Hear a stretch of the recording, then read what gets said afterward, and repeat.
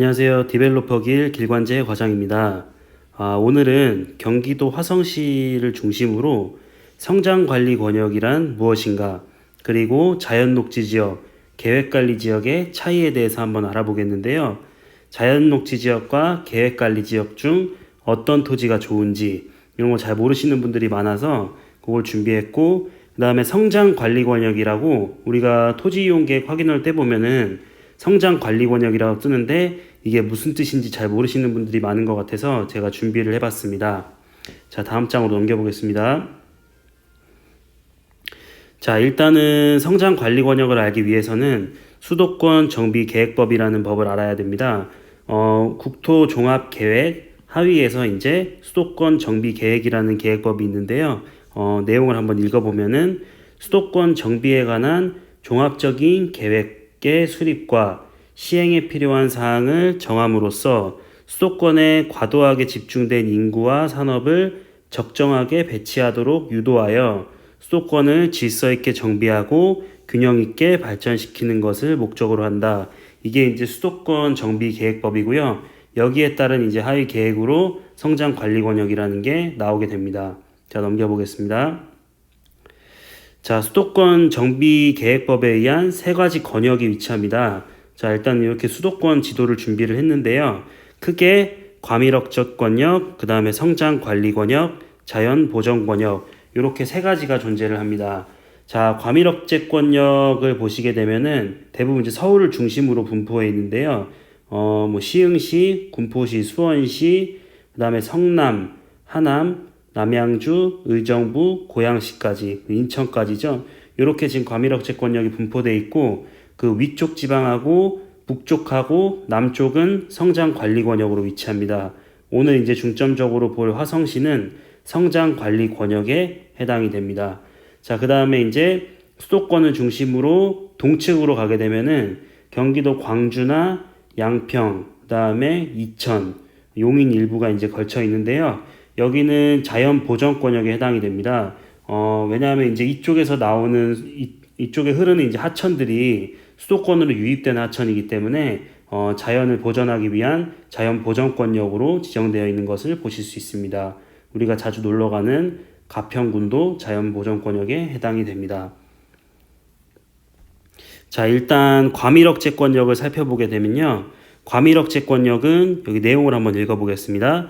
인구, 산업 등이 과도하게 집중 또는 집중될 우려가 있는 곳을 이전, 정비할 필요가 있는 지역을 과밀억제권역이라고 하고요. 인구가 집중될 만한 시설들, 예를 들어서 학교, 공공청사, 연구시설, 그 밖에 인구 집중 유방 시설의 신설 또는 증설과 공업지역의 지정 등이 금지되고, 이러한 인구가 집중될 만한 시설 중에 법률에 정한 건축물을 건축하려고 한다면 과밀 부담금을 내야 합니다. 그 다음에 기존에 있는 시설들을 권역 밖으로 이전을 촉진하기도 합니다. 우리가 과밀억제권역에서 이전하는 업체나 이런 것들에 대해서 취득세 감면이나 법인세 감면 등을 시켜주기도 하는데요. 바로 이 항목에 해당이 되기 때문에 그렇다고 보시면 되고요. 일단 지역 중에 큰 틀로 보시게 되면 서울특별시, 그리고 인천광역시, 여기 인천에서도 해당되는 지역들이 있죠.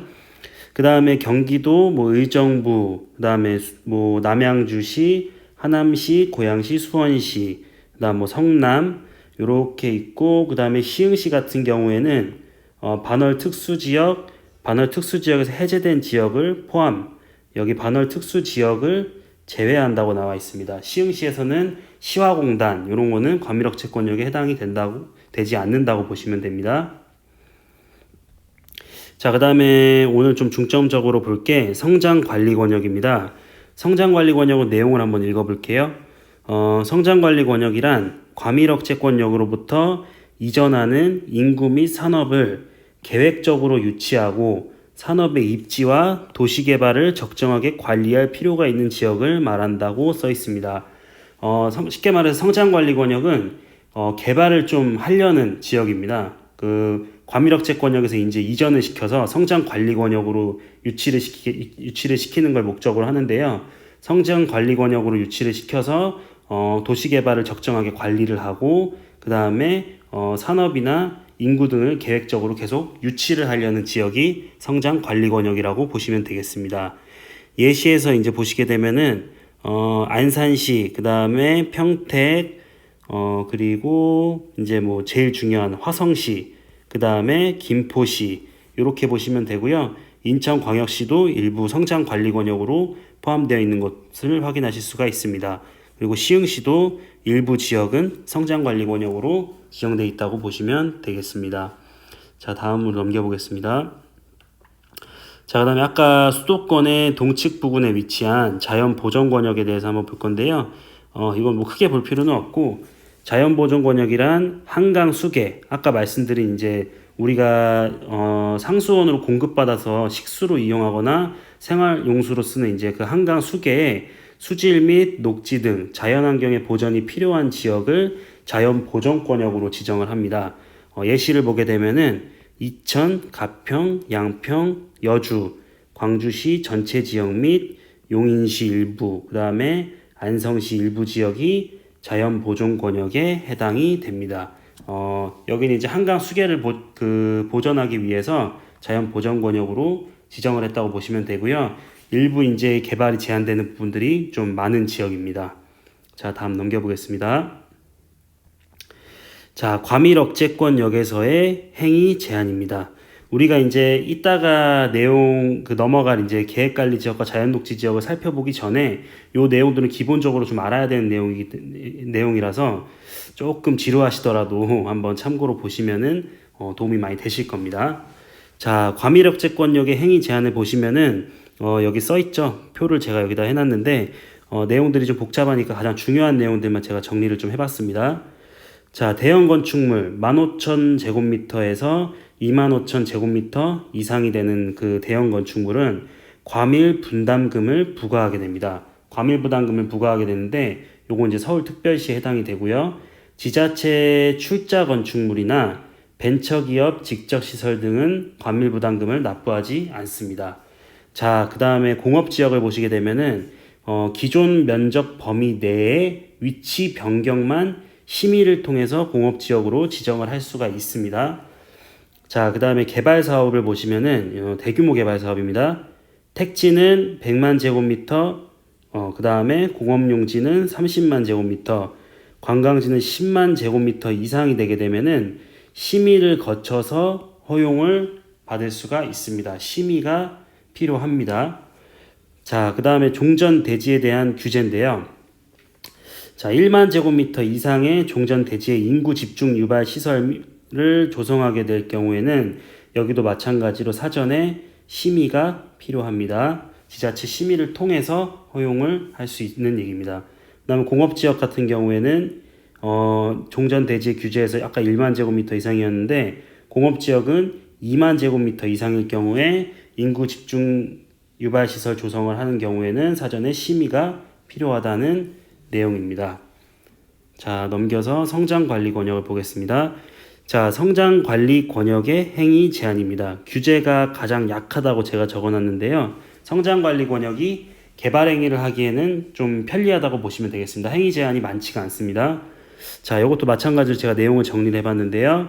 대형 건축물 15,000제곱미터에서 25,000제곱미터 이상일 경우에 규제 없습니다. 자, 공장 연면적 200제곱미터 이상은 총량으로 규제를 합니다. 그리고 개별 규제는 산지법에 의합니다. 산업직접활성화법을 말씀드리는 거고요. 총량이란 이제 그 공장에 대해서 일정 양을 정해놓게 됩니다. 지자체에서 그 총량 내에서 규제를 할 수 있다는 내용입니다. 자, 그리고 공업지역은 이미 계획된 공업지역과 수도권 정비계획에 반영된 공업지역을 허용을 할 수 있다는 내용입니다. 자, 그 다음에 대규모 개발 사업을 보시게 되면은 택지 100만 제곱미터, 그 다음에 공업용지 30만 제곱미터, 관광지 10만 제곱미터 이상은 여기도 심의를 통해서 허용을 해줍니다.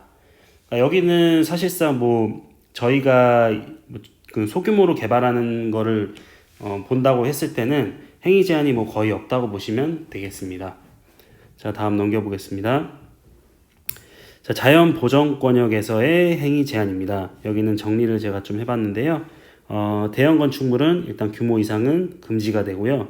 공장, 연면적 200제곱미터 이상은 수도권 총량으로 규제합니다. 수도권 총량으로 규제를 하게 됩니다. 자, 그 다음에 개발 사업은 공업용지나 관광지 조성 사업에 해당되는 개발 사업 말씀드리는 거고요. 3만 제곱 미만까지는 허용을 합니다. 근데 6만 제곱미터까지는 심의가 필요하고요. 6만 제곱미터가 초과하게 되면은 여기는 금지가 되게 됩니다. 자, 그 다음에 개발 사업을 보겠습니다. 일단 택지 조성 사업을 한번 살펴보겠습니다. 자, 도시지역, 녹지지역을 제외한 도시지역에서 10만 제곱미터 이상 지구 단위 계획 구역 내 사업 시행 시에는 심의 후에 허용이 됩니다. 요거 한번 참고로 알아두시면 되고요. 그 다음에 비도시 지역은 뭐 관리 지역 같은 거를 얘기하죠. 10만 제곱미터에서 50만 제곱미터 지구 단위 구역 내 사업 시행 시에는 심의가 필요하게 됩니다. 자, 지구 단위 계획 구역 내 사업 시행을 할 때도 심의를 통해서 허용을 하게 된다는 내용입니다. 자, 그 다음에 요거는 좀 중요합니다. 우리가 성장 관리 권역은 방금 전에 살펴봤습니다. 근데 이제 토지 이용 계획 확인원을 보시면은 성장 관리 지역으로 나오는 곳이 있고요. 그 다음에 성장 관리 권역으로 나와서 두 개가 분리가 되어 있는 걸 확인을 하실 수가 있습니다. 자, 성장 관리 권역은 큰 틀에서 보는 거고요.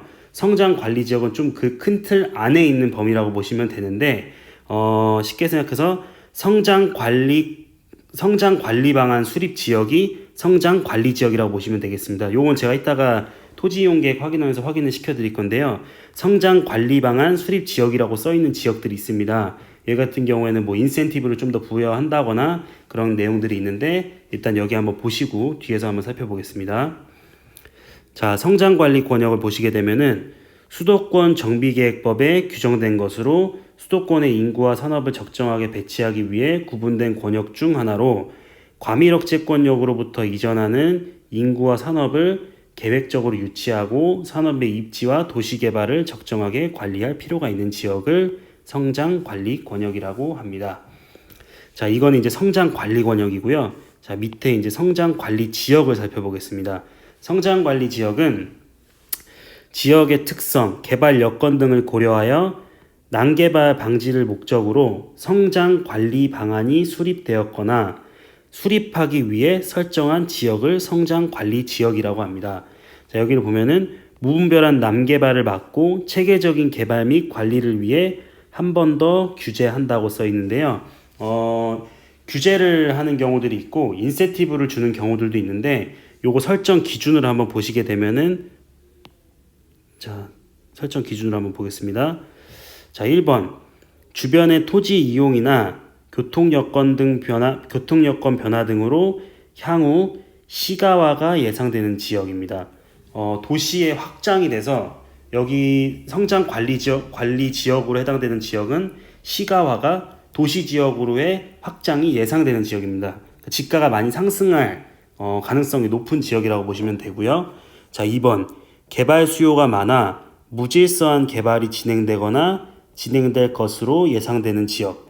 무질서한 개발이 진행되거나 진행될 것으로 예상되는 지역. 이런 경우에 이제 규제를 좀 하는 경우들이 있겠죠.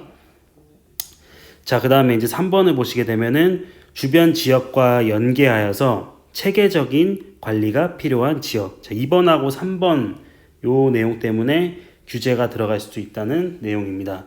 자, 여기는 이제 종합을 제가 해봤는데요. 성장 관리 지역인 땅이 투자 가치가 높지만 규제가 걸려 있는 지역이 있기 때문에 이 경우에는 가치 창출에 시간이 조금 걸릴 수 있다는 내용입니다. 일단 쉽게 생각해서 성장 관리 방안 수립 지역은 좀 더 좋은 땅이라고 보시면 됩니다. 도시에 인접해 있고 도시가 확산될 가능성이 높기 때문에 성장 관리 방안을 수립을 해 놓는데요. 화성시 같은 경우에는 성장 관리 방안 수립 지역이 건폐율에 인센티브가 적용되는 경우가 있습니다. 그 넘겨서 제가 한번 살펴보겠습니다. 자, 화성시에서 성장 관리 지역의 예시를 들어봤습니다. 자, 보시면은 여기 한 15개 정도가 있는데요. 자, 내용을 보시면은 거의 다 비슷비슷합니다. 주로 4차선 이상의 메인 도로변 쪽이 요 성장 관리 지역으로 지정되어 있는 경우들이 많은데요. 일단은 대표적으로 살펴보게 되면은 여기 조아마이시 인근, 조아마이시에서 빠져나와서 여기 지금 빨간색으로 이렇게 표시한 지역이 지금 성장 관리 지역입니다. 자, 이 주요 도로망을 주변으로 해가지고 시가화가 예상되거나 무분별한 난개발이 예상되는 지역이기 때문에 여기를 이제 성장 관리 지역으로 지정을 해놨고요. 그 다음에 요 송산마도 IC 쪽에서 그 송산그린시티 남측 지구 여기 배치되어 있는 송산마도 IC 인근 쪽에 이제 그 마도면 두곡리 시가지를 중심으로 해서 남양 도시개발구역까지 넘어가는 라인, 요 4차선 구간을 이렇게 보시게 되면은 요 4차선 구역 주변으로도 성장 관리 지역으로 지정되어 있는 것을 확인하실 수가 있습니다. 여기 지금 송산 마도아이시 가는 길하고 322번 도로 쪽으로 가는 길하고 이쪽은 이제 4차선 메인 도로인데 이쪽 구간이 지금 성장 관리 지역으로 지정되어 있는 것을 확인하실 수가 있습니다. 여기 지금 남양 도시개발 구역도 있고요. 그 다음에 여기 서이스타일스 5차 지금 개발하고 있는 데가 있는데 요 구간하고 송산그린시티 남측 지구랑 이렇게 세 가지 구간을 보시게 되면은 여기는 시가화가 될 확률이 굉장히 높은 지역이기 때문에 성장 관리 지역으로 지정을 이미 해놓은 상태입니다. 자, 넘겨서 예시를 다시 보시겠습니다.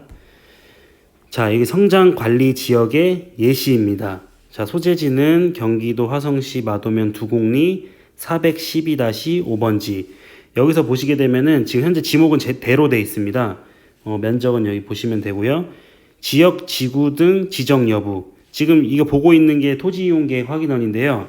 지역 지구 등 지정 여부를 보시게 되면은 국토의 계획 및 이용에 관한 법률에 따른 지역 및 지구 등. 자, 여기에 이제 성장 관리 방안 수립 지역이라고 써 있습니다. 옆에 자연 녹지 지역이고요. 성장 관리 방안 수립 지역. 2018년 3월 14일에 성장 관리 방안 수립 지역으로 지정을 해놨습니다. 자, 중로는 일단은 뭐 폭시 20에서 25m에 접한 그런 땅이고요.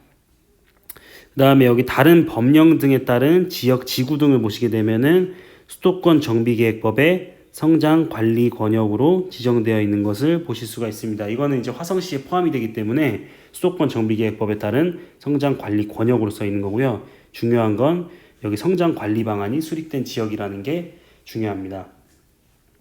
자, 땅은 뭐 옆에 확인 도면을 보시고 요 땅인데요.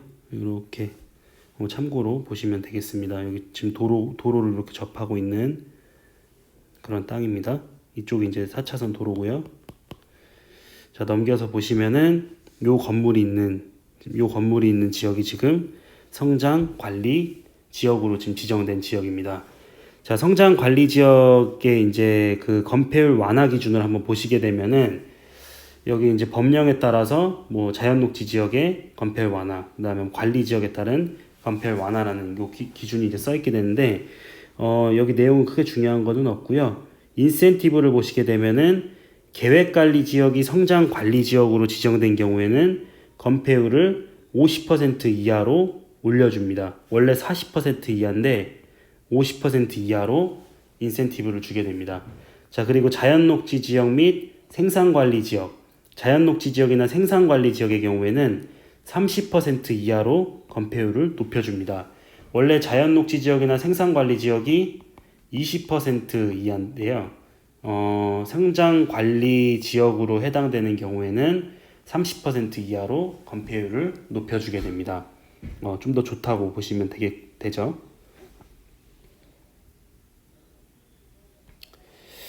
자, 계획관리 지역과 자연녹지 지역. 오늘 이제 중점적으로 볼 내용인데, 계획관리 지역과 자연녹지 지역 중 뭐가 좋을까?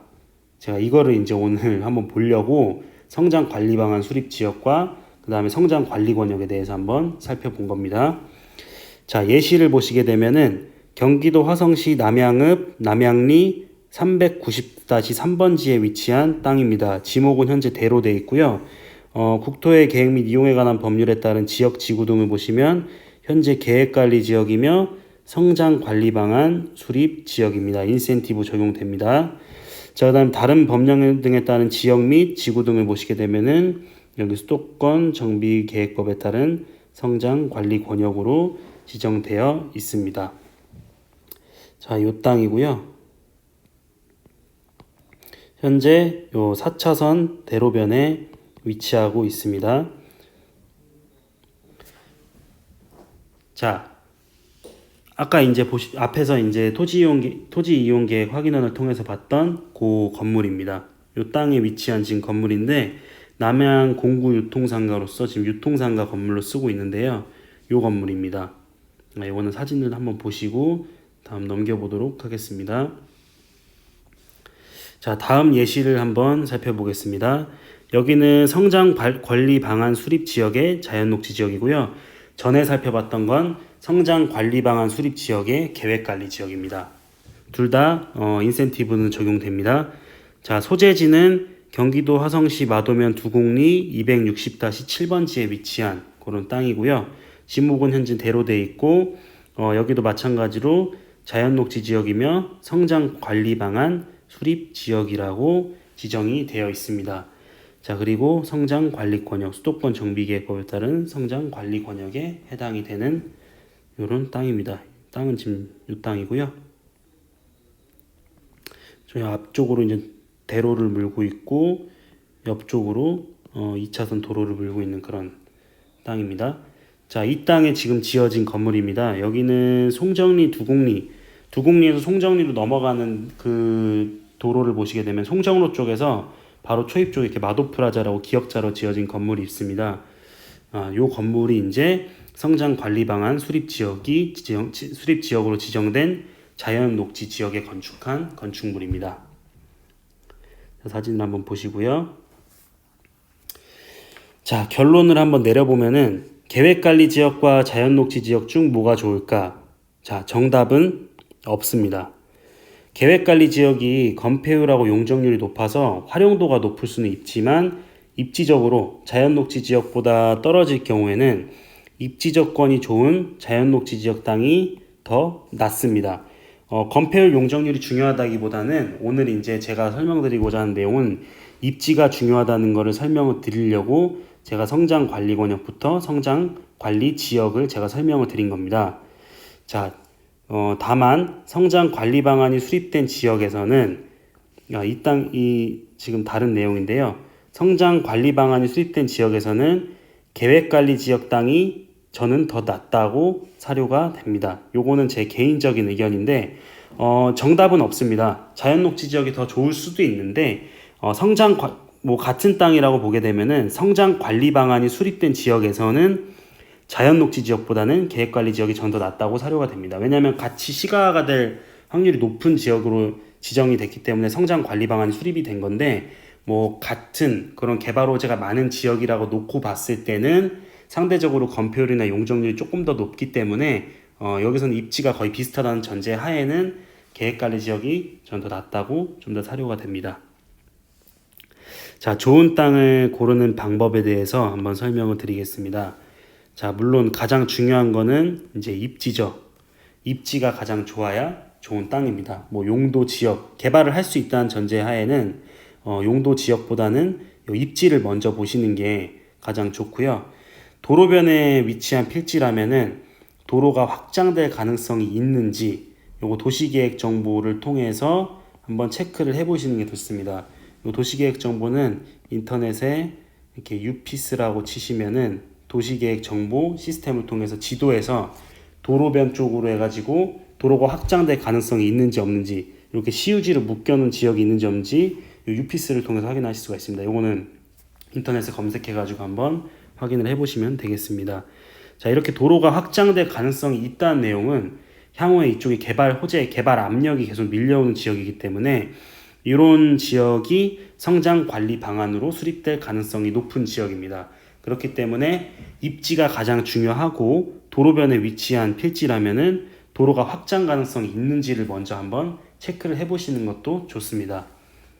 자, 그 다음에 인근이 시가화가 될 가능성이 높은 개발 호재가 있는 지역인지를 체크를 해봐야겠죠. 개발호재가 있는 지역이어서 인근이 이제 시가화가 될 가능성이 높다고 하면은 성장 관리 방안이 수립될 가능성이 높은 지역이기 때문에 이런 가능성이 높은 땅들, 입지와 도로 확장 가능성, 그리고 시가화 가능성, 이렇게 세 가지를 보시게 되면은 좋은 땅을 금방 찾으실 수가 있게 됩니다. 자, 다음은 자연 녹지 지역 땅의 활용 방안에 대해서 한번 살펴보겠습니다. 자연 녹지 지역에 있는 땅을 어떻게 활용할 수 있는지 추천 예시를 들어가지고 제가 한번 살펴보겠습니다. 자, 소재지는 경기도 화성시 송산면 3존리 780-16번지에 있는 땅이고요. 마도 IC 나와가지고 4차선 대로변에 위치한 땅이고, 여기 보면 미가차이나라는 건물이 지금 현재 들어가 있는 요 땅입니다. 일반 분들이 보실 때는 여기가 자연녹지 지역이라는 걸 생각하실 수가 없으실 거예요. 자연녹지 지역 하면은 개발이 불가능하다고 생각하시는 분들이 많은데, 이렇게 지목이 지금 현재 대로돼 있고 자연녹지 지역이고 성장 관리 권역에 위치한 땅입니다. 여기는 현재 건폐율 20%에 용적률은 80%로 건축이 가능합니다. 이렇게 지금 그 중화요리집으로 활용을 하고 있는데요. 위치가 좋기 때문에 이렇게 식당으로 활용을 해가지고 장사가 굉장히 잘 되고 있고, 몇 번 손바뀜이 됐던 그 건물이기는 한데요. 대부분 이제 여기서 영업을 했던 식당들은 다 잘 돼가지고 확장 이전을 한 경우들이 많습니다. 땅은 여기 시흥 평택간 고속도로 나와가지고 바로 4차선 도로변에 위치한 이 땅입니다. 땅 모양이 뒤로 길쭉하기 때문에 건물을 앞으로 최대한 배치를 했고, 뒤쪽에다가 공터를 뒤쪽으로 좀 만들었습니다. 여기는 건물을 최대한 앞으로 밀어서 앞에 주차장을 일부를 빼고 앞으로 건물을 배치한 것을 확인하실 수가 있습니다. 광고 효과 때문에 건물을 최대한 앞으로 배치를 했습니다. 이런 식으로 땅의 위치에 따라 가지고 자연녹지 지역에서 해당되는 건축물을 이렇게 활용을 하실 수가 있습니다. 자, 다음 살펴보겠습니다. 자, 다음은 이제 계획관리 지역 땅의 활용 방안입니다. 자, 여기는 경기도 화성시 남양읍 남양리 366-8번지에 위치한 그런 땅이고요. 여기는 그 마도 IC랑은 좀 거리가 있고, 남양 신도시 쪽으로 가는 방향에서 마도 IC 쪽 가는 방향이죠. 남양 신도시 쪽하고 좀 더 가까운 위치인데, 여기 도로변 4차선 도로변에 위치한 여긴 계획관리 지역 땅입니다.